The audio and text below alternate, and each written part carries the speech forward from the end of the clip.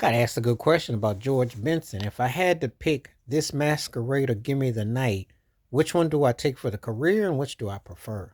Ooh, this is a toughie. One of the greatest artists ever. I mean, this guy musically can go in so many directions. When we talk George Benson, you're talking about an artist that had no musical limits,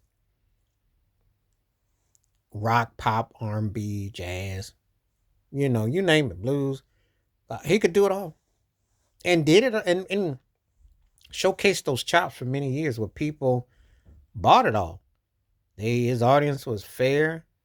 Probably one of the most balanced artist acts I've ever seen because you know how some people say, cry, you sell out, you can't do this, you can't do that. I never ever heard anyone ever say that about Benson. I never heard anyone ever kind of like say, well, we're going to stop supporting him because he's doing this. We're going to act like we're not going to do that. No, he was allowed to do what he wanted to do and he balanced it like a good juggling act. I mean, uncanny and kept the music on point. It was like um, just put the thing, really the totality. So never ever have listened to him and thought, "Oh, that didn't work, or this couldn't work, or that." That's how he made a career of actually putting like an R&B album out, a pop album, a jazz album out, mixing the two worlds, three worlds, sometime without putting it into a name, and his vocals on top of that, along with doing TV, along with just being a balancing act, So and working with what was happening, modernizing this thing too. He was at equal parts and yet making it all work in totality. So this masquerade, which was composed by the late great Leon Russell, incredible tone, his vocals, it's been sampled, it's been covered, just that intro alone. And I always loved the groove of it. It was a turning point for his career back in '76. It was just, you know, just sounding like, wow, it just really put you in a certain ambiance. It put you in a certain mindset. Just incredible peace and dexterity and the feel and the flow of it. And I can just, you can hear the lyrics and the riffs that he does with his vocals on the guitar parts. Just some of the freshest licks and tones you've ever heard.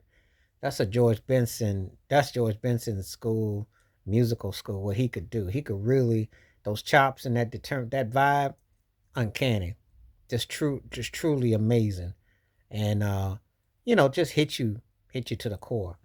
But "Give Me the Night" was written by the late great Rod Temperton, who had written for Heatwave, was a part of the band Heatwave, and later worked with Michael Jackson through Quincy Jones Association, amongst others.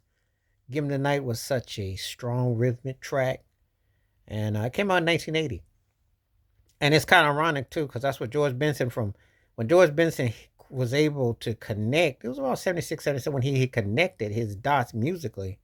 He went on an incredible run of hit material and songs, and and he just had such an incredible balance. So you go from a "This Masquerade" to a "Give Me the Night." So I'd say for a career, I'd say I go with "Give Me the Night" before I prefer it's got to be "This Masquerade." Because "This Masquerade" was an incredible song.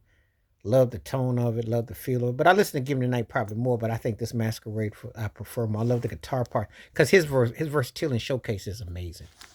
You see why he's a standard as a guitarist and a vocalist. Please like, subscribe, welcome thoughts, comments, and I do respond. Thank you. Wash your hands, keep your mind clear, watch out for another, and share it if you like. Hit that membership, because when you do, requests you make come true. Stay safe, stay blessed, stay woke, stay free. I'm out one time. Peace.